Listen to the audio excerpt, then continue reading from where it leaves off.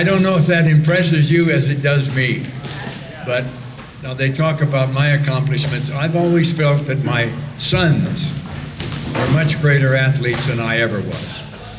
And I'm very proud of Brandon, who jumped 18.2 in high school, and of course Tommy, who did the decathlon. He still holds the decathlon mark at Baylor and at USF, whatever it is, I can't even say. FA, what is it? Say it again. SFA. Stephen F. Austin. Stephen F. Austin, of course. All right. He holds the decathlon mark there. And then Bobby jumps 17.6, and Paul jumps 16.8. So we still hold the world record for the family. I just want you to know that.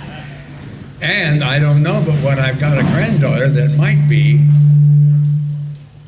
be great in the women's pole vault.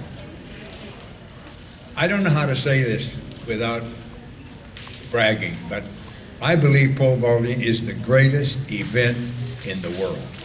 I don't think any sport matches it. And if you want to get a look at what pole vaulting does for guys and girls, look around this room at the previous pole vaulters. Great builds, tremendous shoulders. They all lift weights. They're fast. They can do the decathlon. They long jump, they high jump, they throw the shot, discus, which I did too. I won 3 national decathlon championships.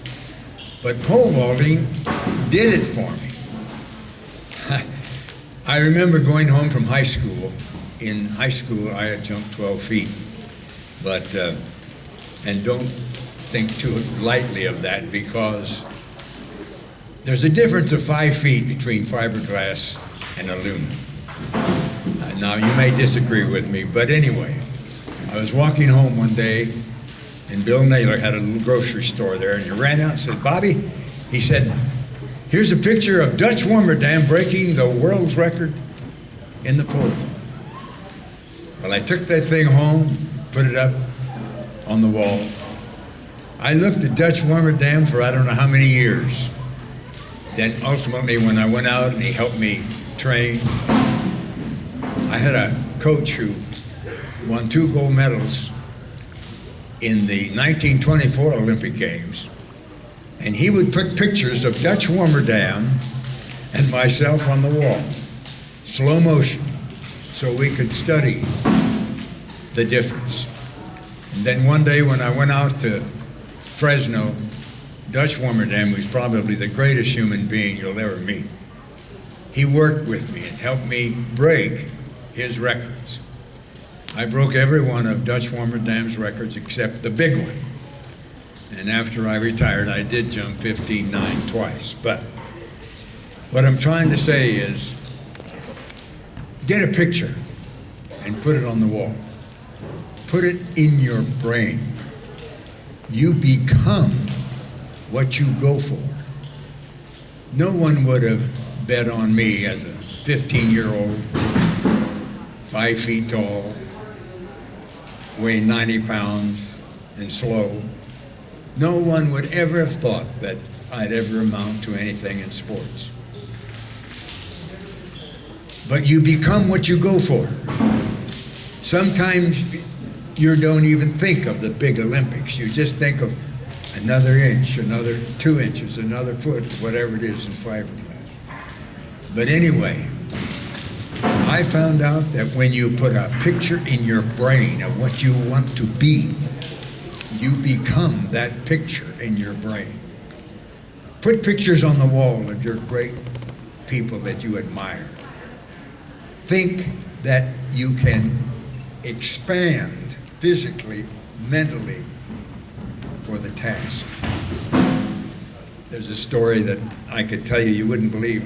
I had a church in Long Beach, California, and across the street was a little wobbly, fat girl who watched me pole vault every day. We had a pole vault pit in the back of the church.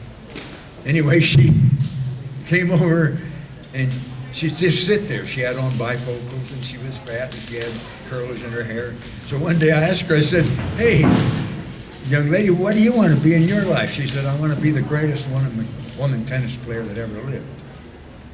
And I looked at her, fat and wobbly, and I thought, oh boy, you're be good in apple dumping, but I don't know about pole vault. Tennis. Pole vault too. Anyway, it was Billie Jean Moffitt, who became the greatest woman tennis player in the world. You become what you go for. If you're fat, you become lean. If you start lifting weights, you become strong. You expand to meet the challenge. The Greeks have a great word for it. They call it teleology. You become like the thing you're going for. I sweat with you kids. I remember starting out 6'9", and then in junior high 9'6", and then 12 feet, and then I was third in the Penn relays, and then sixth in the nationals, and all of a sudden, it started hitting me. The Olympics. The Olympics. Would you believe I started expanding to meet to make the Olympic team? You kids look so beautiful to me, all of you, and you experts always look so great to me. It's the greatest sport in the world, kids. Go for it. You become what you go for. Thank you.